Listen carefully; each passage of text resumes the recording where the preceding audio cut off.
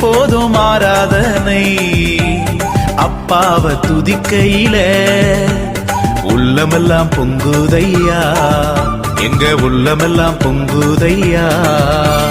அப்பாவும் சமூகத்தில எப்போதும் ஆராதனை.